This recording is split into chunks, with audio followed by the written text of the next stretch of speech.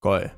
Bom, um dos elementos mais reconhecíveis de toda a franquia Fallout são as chamadas Power Armor. No português seria algo como armadura potente, tanto que elas estão presentes em literalmente todas as capas dos jogos principais da franquia. E elas funcionam tanto como armaduras, como o próprio nome delas sugere, mas elas também funcionam como exoesqueletos, aprimorando grandemente as capacidades físicas do usuário, como força, velocidade, resistência. Mas ao contrário do que alguns de vocês podem achar, as armaduras potentes, elas não são apenas um item que existe nesse universo. Elas têm uma história e uma conexão muito profunda e importante com toda a lore de Fallout, e elas se apresentam em toda a franquia dos mais diferentes tipos e propósitos, e a maioria desses tipos são designados com letras do alfabeto. Nos vídeos de hoje eu quero focar nas armaduras da série T, e em oportunidades futuras eu quero falar das outras. Mas antes da gente continuar, vou me apresentar brevemente. Meu nome é Kelvin Oliveira e sejam bem-vindos ao meu canal. Aqui a gente explora os mundos de fantasia e ficção científica que a gente tanto gosta, e sem enrolar mais, hoje vamos falar das armaduras potentes de Fallout da série T. Hoje vamos falar de lore.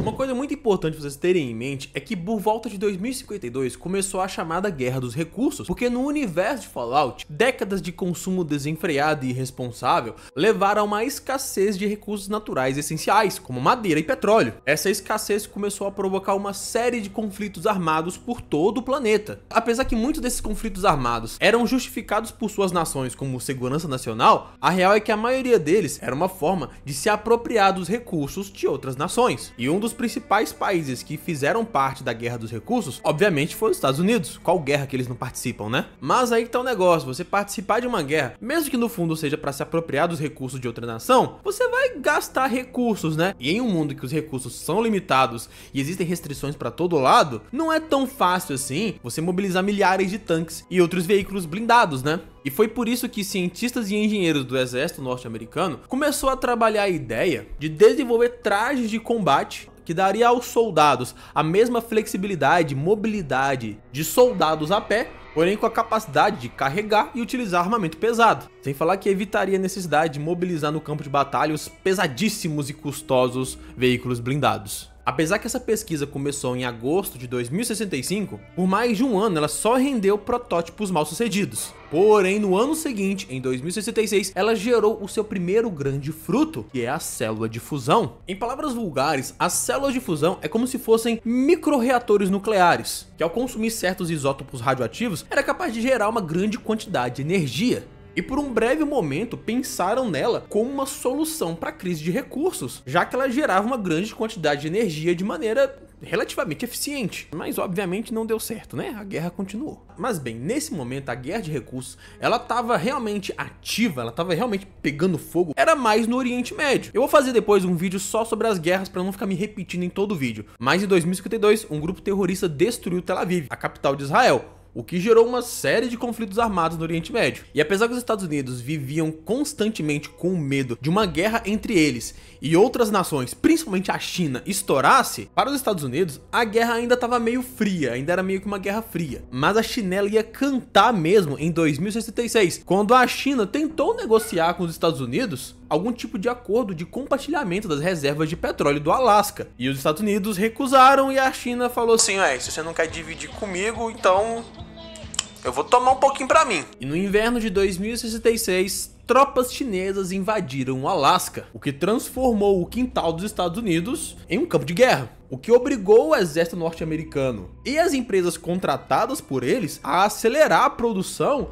daquele projeto dos trajes de batalha. E só depois de um ano de conflitos intensos que a Westech Corporation finalmente conseguiu entregar os primeiros modelos funcionais de uma armadura potente, sendo a primeira delas com a designação T-45. A Westech era uma das maiores corporações norte-americanas e seus negócios eram focados em pesquisa e projetos de defesa, a maioria deles feitos a serviço do governo norte-americano. Numa oportunidade futura eu vou tirar um vídeo só para falar da Westech, assim como eu fiz um vídeo falando só da Vault-Tec. Essa primeira armadura potente, a T-45, ela era meio rudimentar, a mobilidade dos operadores era limitada, mas apesar dessas restrições mais técnicas, ela cumpria muito bem o seu papel, fornecendo aos soldados uma proteção quase que total à maioria das armas mais comuns, mas principalmente dava aos soldados a capacidade de usar na mão armas que geralmente só seriam usadas em veículos pesados, como metralhadoras pesadas e lançadores. Apesar que a armadura em si era uma tecnologia muito avançada, as tecnologias na armadura eram até bem comuns. Inclusive a parte mais externa e a estrutura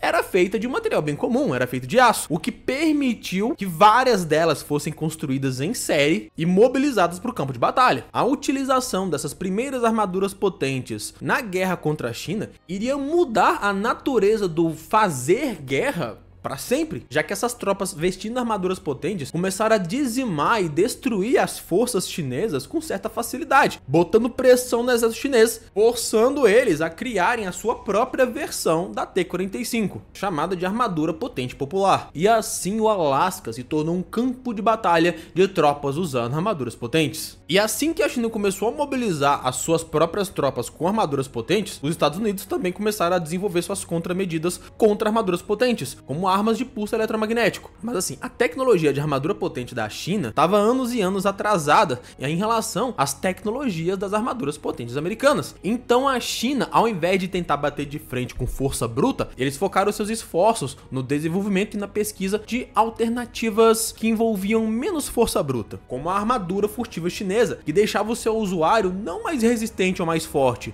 mas praticamente invisível, indispensável a missões de espionagem e sabotagem de alto risco. Outra coisa que um dia eu tiro um vídeo específico para falar a respeito. Voltando para as armaduras da série T. E a armadura T-45, ela é feita de 3 camadas. Aqui vai gerar um pouco de confusão, mas eu vou tentar explicar o melhor que eu puder, por causa do seguinte. A primeira camada é como se fosse um macacão que fica mais justo ao corpo, que fornecia ao piloto mais conforto, um certo isolamento e protegia ele dos possíveis danos que a própria armadura causaria a ele. A segunda camada seria a armadura de reconhecimento. É como se fosse uma armadura com um tecido mais grosso e com algumas partes de metal que faria a conexão do piloto com a armadura potente em si. Só que isso existia praticamente do New Vegas para trás. Quando a gente chega no Fallout 4, a Bethesda tomou uma decisão de mudar drasticamente o conceito por trás das armaduras potentes. Então as armaduras potentes, elas deixam de ser uma peça única de armadura que você equipa no corpo inteiro e passa a ser uma coisa muito mais modular, passando uma ideia que os usuários ficavam muito mais brutamontes, muito mais imponentes, como se fossem realmente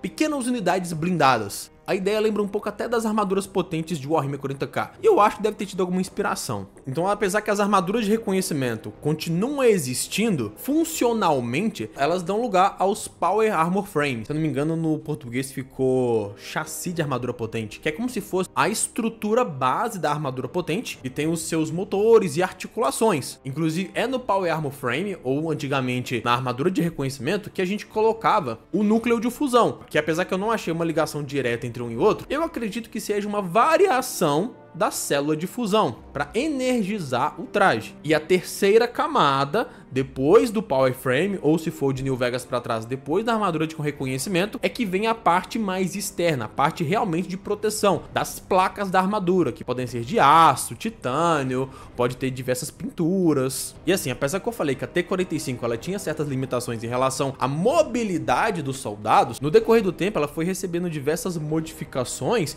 e acessórios que foram meio que minando essa limitação. Então assim, apesar que a armadura T-45 era para ser meio que uma solução temporária, ela se tornou praticamente a armadura padrão das forças norte-americanas. Inclusive a T-45 teve variações cuja denominação tinha uma letra depois do número, como a T-45A, que é o primeiro modelo com mais limitações, a T-45D, que recebeu as melhorias que eu falei em relação à mobilidade e proteção também, e também teve uma variação da T-45 chamada de MP-47, que apesar da gente não ter informação de qual corporação fez ela, a gente sabe que ela foi feita praticamente em cima do que já tinha sido estabelecido na T-45. A MP-47A era uma variação da T-45, porém ela tinha algumas funções de suporte à vida, como injetores automáticos de medicamentos, principalmente medicamentos de emergência, como morfina, Stimpaks. estimulantes, mas tudo que a gente tem dela é um protótipo. Algumas aparições interessantes da T-45 é na capa de Fallout 3 e muito provavelmente no flashback que a gente vê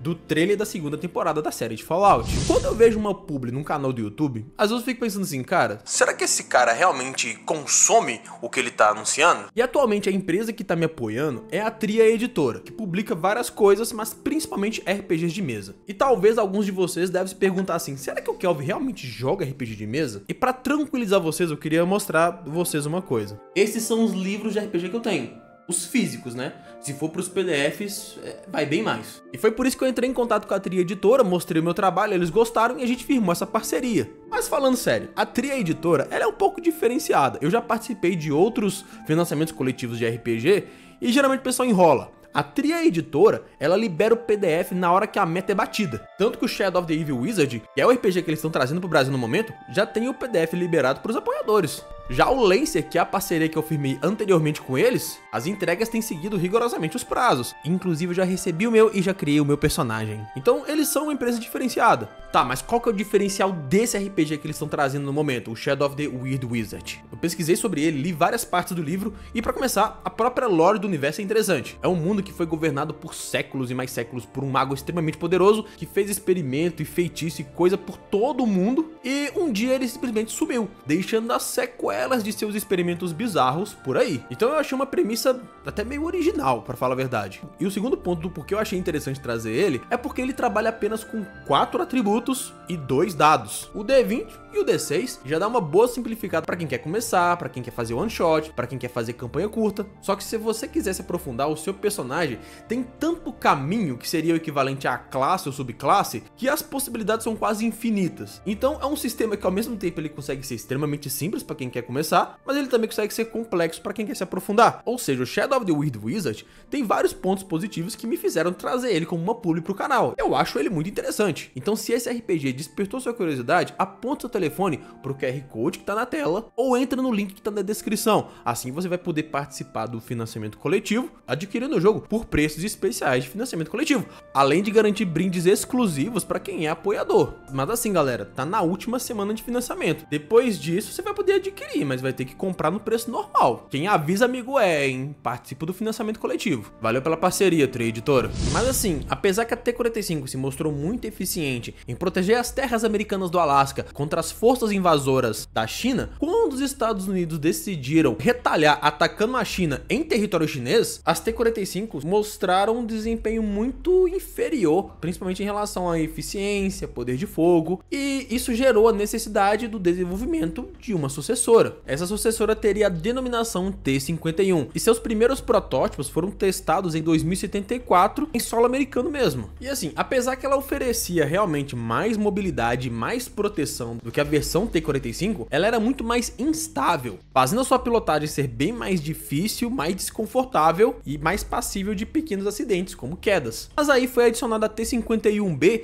estabilizadores giroscópicos e vários amortecedores, o que deixou a experiência de pilotar uma T-51 bem mais natural e confortável. E em 2076, várias T-51B foram levadas para a China, se mostrando muito mais eficientes do que as antigas T-45. A eficiência da T-51B não era só em seu poder de fogo ou a sua proteção, mas o seu impacto na moral das forças chinesas. É relatado que alguns soldados chineses simplesmente se rendiam ao ver as gigantescas T-51 carregando monstruosas metralhadoras minigun de 5mm. Apesar que eu acho que parte disso é meio propaganda, tá presente em um relatório do General Brock e tava nas operações americanas em solo chinês. Mas assim, essas metralhadoras 5mm, geralmente elas são carregadas em helicópteros. Mas o verdadeiro potencial das T-51 foi demonstrado em solo americano, em janeiro de 2077, na Batalha de Anchorage, quando um pequeno grupo delas avançou sobre as forças chinesas no Alasca, servindo como uma ponta de lança, dizimando as tropas chinesas, permitindo os Estados Unidos reclamarem o Alasca novamente. As T-51 começaram a se tornar armaduras potentes cada vez mais comuns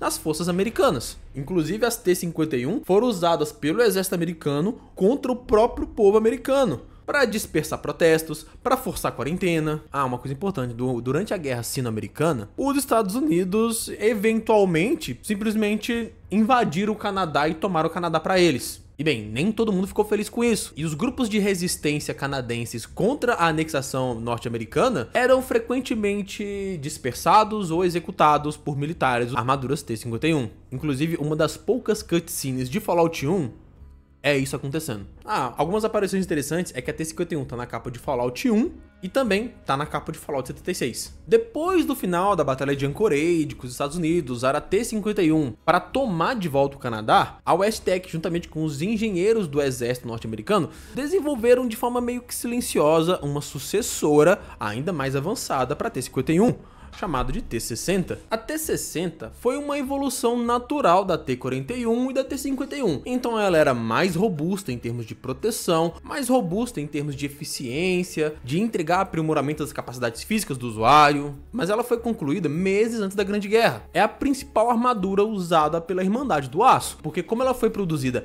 meses antes do mundo acabar, né, meses antes da Grande Guerra, tinha centenas, se não milhares delas prontas, espalhadas por vários galpões, que nunca foram usadas. Então elas ainda estavam muito bem preservadas. Essa é a explicação na lore, né? Agora, quando a gente vai para o desenvolvimento do jogo, ela foi a primeira armadura pensada já com chassi em mente. Então ela é mais larga, ela é mais imponente. Por quê? Porque ela é pensada para, entre a pessoa e a armadura, ter uma estrutura. Se você tá vendo o vídeo até aqui, curte o vídeo e se inscreve no canal, não vai custar nada pra você e vai fazer toda a diferença do mundo pra mim. E se couber no seu orçamento, considere se tornar um membro. A partir do valor de um pão de queijo, você já ajuda diretamente o crescimento do canal. E se for fazer compra na Amazon, usa o meu link ou o QR Code, você não vai pagar nada mais, porém um pedacinho do valor que iria pra Amazon vem pro canal. Agora vamos voltar pro vídeo.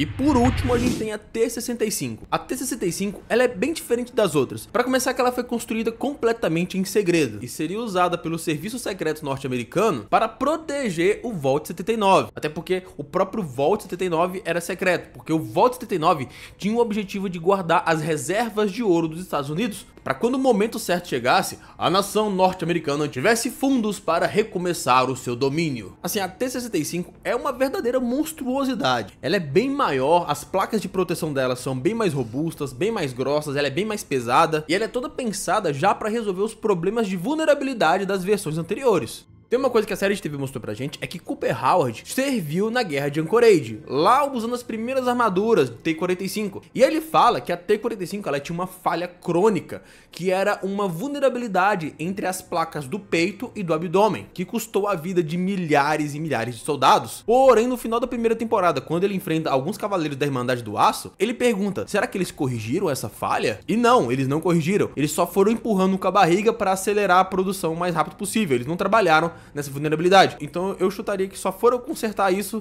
na T-65. Bem, pessoal, foi isso, mas eu queria saber de vocês algumas coisas. Primeiro, qual é a armadura potente favorita de vocês? Qual que vocês acharam mais interessante a história? Segundo, eu queria falar que aos poucos eu tô tentando trabalhar um pouco no meu cenário. Botei aqui um busto de um Space Marine, 2 cabeçudo Vault Boy, a estátua do Rei Arthur de Tainted Grail, um quadrinho aqui que eu achei da hora pra colocar também. Inclusive 4 recebidos. Esse aqui não foi nem de empresa não, foi de um inscrito que mandou pra mim.